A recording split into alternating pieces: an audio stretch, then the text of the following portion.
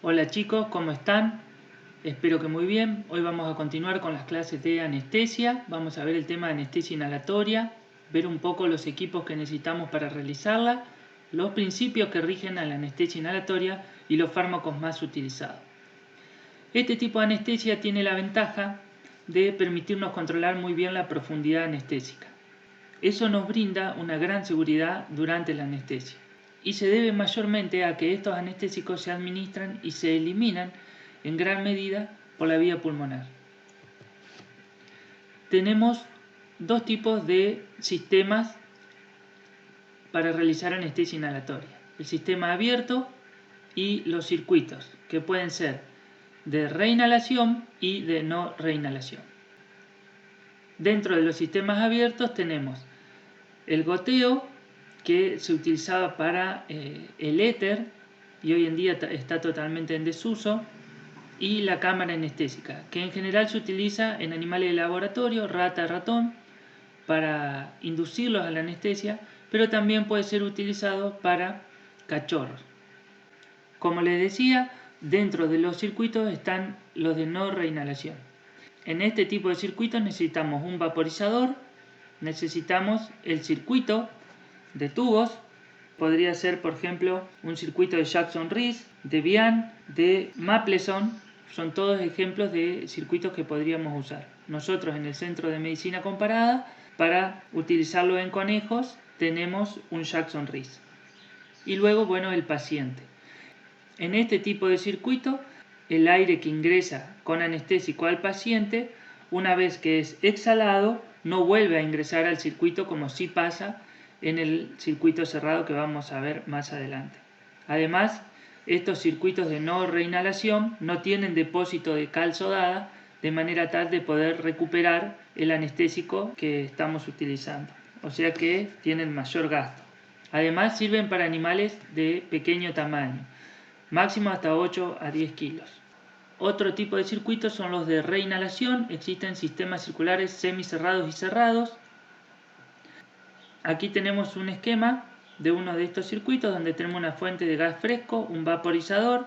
Luego de que el gas fresco pasa por el vaporizador, se carga de un porcentaje de anestésico. Eso es inspirado, se distribuye por todo el organismo del animal, ejerce su efecto, y luego el gas expirado que contiene anestésico va a pasar por un depósito de cal sodada, la cual va a retener dióxido de carbono, de manera tal que el oxígeno junto con anestésico puede volver al circuito y ser otra vez inspirado.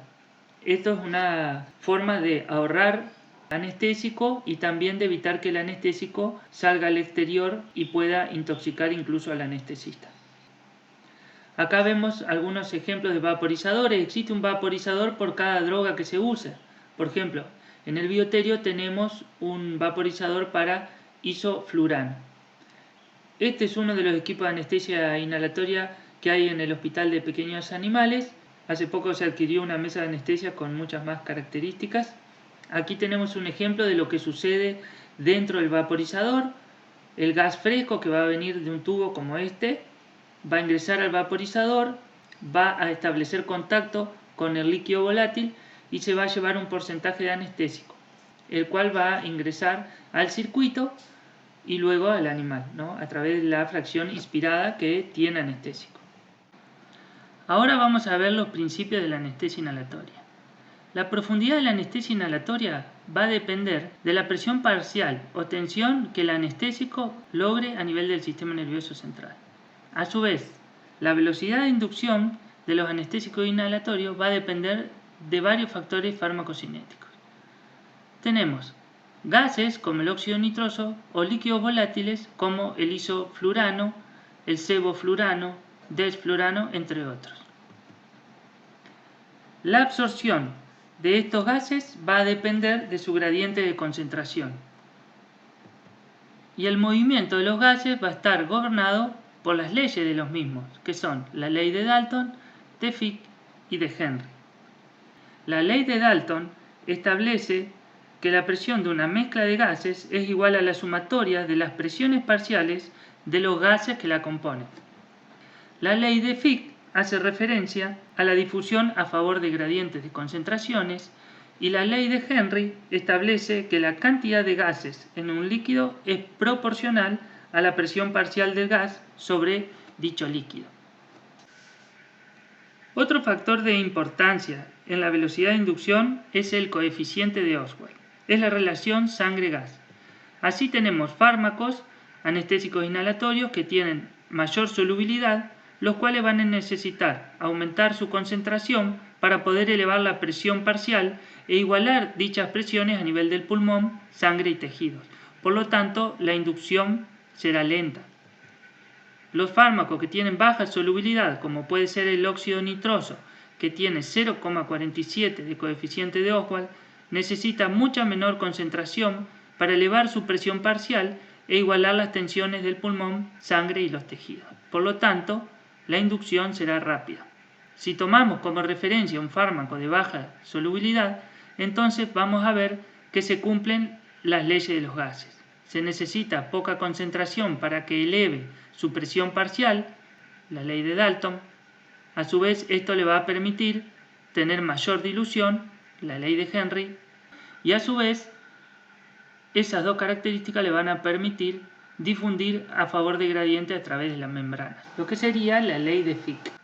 En esta gráfica podemos ver cómo el óxido nitroso, que tiene un coeficiente de Oswald bajo, o sea, tiene baja solubilidad, rápidamente aumenta su concentración a nivel alveolar y por lo tanto va a poder generar una inducción rápida.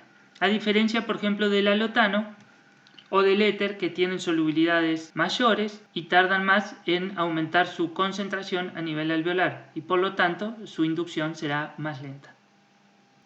Acá vemos algunos anestésicos inhalatorios y su coeficiente de Oswald. Ustedes no tienen que conocer el valor del coeficiente de Oswald, pero sí tienen que reconocer que existen más solubles y menos solubles y que eso está relacionado con la velocidad de inducción que cada uno tiene.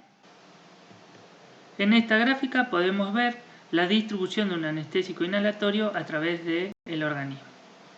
De una concentración en el aire inspirado va a elevar su presión parcial y eso le va a permitir pasar hacia la sangre. En la sangre, el coeficiente de Oswald, su solubilidad, va a determinar si necesita mayor o menor concentración para elevar su presión parcial. De esa manera va a pasar primeramente hacia los tejidos más irrigados como corazón, cerebro, donde va a ejercer su acción, hígado y riñón, y luego a los menos irrigados como músculo y tejido adiposo. En estos dos últimos, los anestésicos inhalatorios se acumulan muy lentamente a pesar de que son compuestos muy liposolubles. Otros dos factores que influyen en la distribución de los anestésicos inhalatorios son la ventilación pulmonar. A mayor ventilación, mayor será la velocidad de inducción, y la irrigación a nivel pulmonar. A mayor irrigación a nivel del pulmón, menor será la velocidad de inducción, porque el anestésico se tendrá que diluir en una mayor cantidad de sangre. En relación a la eliminación de los anestésicos inhalatorios, la mayor parte se elimina por el aire expirado. Así, los menos solubles se van a eliminar más rápidos que los de mayor solubilidad. A su vez, el metabolismo no tiene tanto que ver en la terminación del efecto anestésico, sino en la aparición o no de toxicidad por la producción de metabolitos tóxicos. Y eso va a depender de cada fármaco. Otra cosa a tener en cuenta durante la eliminación es que si las cirugías son muy prolongadas, lo que puede suceder es una acumulación del anestésico a nivel de los tejidos periféricos menos perfundidos. Desde ahí podrían redistribuirse y volver a ejercer efecto a nivel del sistema nervioso central. Esto prolongaría el tiempo de recuperación. Una vez que el anestésico deja de ingresar al organismo a través del aire inspirado, empieza a descender su presión parcial, primero en la sangre y después en los tejidos más irrigados, como el cerebro. Una vez que disminuye su concentración a nivel del sistema nervioso central, sobreviene la recuperación del paciente. El mecanismo de acción de los anestésicos tiene que ver con la depresión del sistema nervioso central a nivel de axones de las neuronas y también en las terminales sinápticas. Lo que sucede es que aumentan el umbral para la descarga. Lo hacen hiperpolarizando a la neurona a través de la apertura de canales de potasio. De esa manera el potasio sale de la célula, y también facilitan los efectos inhibitorios del GABA, lo que permitiría un ingreso de cloro a la neurona. Todo eso favorece la hiperpolarización y la depresión de la neurona. Si vemos ese mecanismo de acción en relación a las etapas de anestesia, que son los signos de Gödel que vimos para el éter, vamos a ver que el periodo de excitación voluntaria o analgesia, el periodo 1, se debe a que primeramente los anestésicos inhalatorios inhiben la ruta del dolor, inhiben el haz espinotalámico a nivel medular. El segundo periodo de excitación involuntaria se produce por bloqueo de las neuronas inhibitorias. Si recuerdan, es lo que produce que en esta etapa veamos miosis en los animales. Y el tercer periodo de la anestesia, dentro de los signos de Gödel, se produce por la inhibición del sistema activador reticular ascendente y la actividad refleja medular. Por todos estos efectos sobre el sistema nervioso central de tipo depresores es que podemos realizar una cirugía. Otro concepto importante para la anestesia inhalatoria es el de CAM, concentración alveolar mínima. Es la menor concentración de anestésico inhalatorio que necesitamos para inhibir en el 50% de los individuos la respuesta ante un estímulo doloroso intenso. Y es un índice de potencia. ¿Qué quiere decir eso? Que nos muestra relativamente la dosis que debemos suministrar para conseguir el efecto deseado. Cada droga anestésica posee un CAM y este CAM varía entre especies e incluso entre individuos. Tiene como utilidad saber con qué porcentaje de fármaco estamos trabajando a nivel del sistema nervioso central. Esta concentración alveolar de fármaco se mide en el aire expirado. Ahora vamos a ver la clasificación de los anestésicos inhalatorios. Podemos tener líquidos volátiles como los éteres y los hidrocarburos halogenados. Dentro de los éteres tenemos el simple, que es éter etílico, y los fluorados, que están los que más se usan en la actualidad: enflurano, metoxiflurano, isoflurano, desflurano, sevoflurano. Y los hidrocarburos halogenados como el cloroformo y el halotano. De estos son importantes que ustedes conozcan el isoflurano, el desflurano, el sevoflurano y el metoxiflurano y el halotano como ejemplos de anestésicos inhalatorios que tienen una toxicidad importante y que ustedes tienen que conocer. A su vez también existen los gases anestésicos, que ya lo habíamos nombrado, es el óxido nitroso. Nada más lo nombramos, igual que al éter, no lo vamos a abordar en esta clase. Uno de los anestésicos inhalatorios que tenemos que conocer es el halotano, con un coeficiente de Oswald de 2,3, coeficiente sangre-gas, y un CAM para los pequeños animales de 0,9. Es un anestésico inhalatorio que actualmente no se utiliza demasiado, pero tenemos que conocerlo por su toxicidad y metabolismo. Es un líquido incoloro, no inflamable ni explosivo, que produce una inducción y una recuperación rápida. La relajación y la analgesia que aporta es moderada.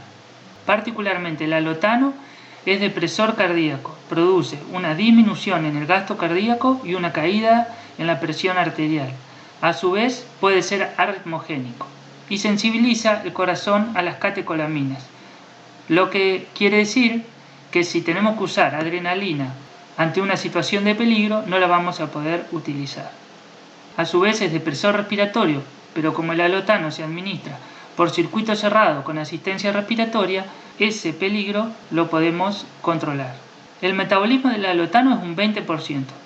Es elevado para el metabolismo que tienen algunos anestésicos inhalatorios, como ya vamos a ver.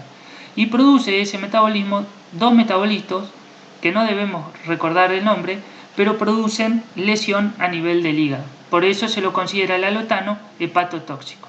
Más aún si lo combinamos con otras sustancias hepatotóxicas, como podrían ser incluso algunos anestésicos inhalatorios como el metoxiflurano. También produce un cuadro característico que se denomina hiperpirexia maligna y está caracterizado por rigidez muscular, hipertermia, hipopotasemia y acidosis. Este cuadro se produce en individuos genéticamente susceptibles y es típico de los cerdos. Por eso, en las granjas de cerdo, donde se producen cerdos reproductores, se realiza el test de halotano para simular una patología que sucede en los cerdos cuando las temperaturas son elevadas. Por lo tanto, aquellos reproductores que dan positivo al test de halotano son descartados del sistema productivo. También produce mucha relajación uterina, por lo que está contraindicado en cesárea por el peligro de hemorragia. Siempre recordar que estos anestésicos inhalatorios sí o sí tienen que tener premedicación anestésica e inducción por vía endovenosa, de manera tal de evitar los procesos de excitación que se producirían si realizaríamos la inducción solamente con alotano. Otro anestésico inhalatorio que nos interesa conocer es el metoxiflurano o metoxiflurano.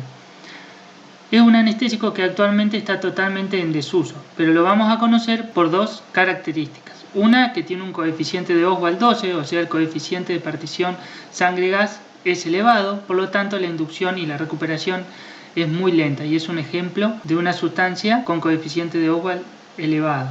A su vez, se comporta como depresor cardíaco respiratorio igual que el alotano y durante su metabolismo genera diversos metabolitos y por eso es importante conocerlo. Uno es el dicloroetanol, que genera lesión hepática, más aún si lo asociamos por ejemplo con alotano, y a su vez produce ácido oxálico y fluoruros como productos de su metabolismo, y estos generan lesión renal. Sobre el metoxiflurano no tenemos que conocer nada más. Este anestésico inhalatorio, el isoflurano, nos interesa porque es uno de los más utilizados en veterinaria actualmente. Tiene un coeficiente de Oswald bajo de 1.4 y un CAM para pequeños animales de 1.3. Al tener un coeficiente de Oswald bajo, la inducción y la recuperación es muy rápida y la miorelajación que genera es muy buena. Siempre debemos asociarlo a analgésicos. La metabolización es muy baja, 0,17%. El resto se elimina totalmente por el aire expirado. Esta baja metabolización del 0,17% lo convierte en muy poco tóxico renal y hepático, porque no genera metabolitos tóxicos, como si lo hacía, por ejemplo, el alotano o el metoxiflurano. Si bien no sensibiliza el corazón a las catecolaminas, sí se comporta como hipotensor por vasodilatación periférica. A su vez, es depresor respiratorio y favorece la aparición de laringoespasmos e hipersecreción. En general, tanto la hipotensión como la depresión respiratoria están asociadas a la profundidad anestésica que logremos. El laringoespasmo y la hipersecreción se pueden evitar utilizando premedicación y realizando la inducción anestésica con un anestésico inyectable.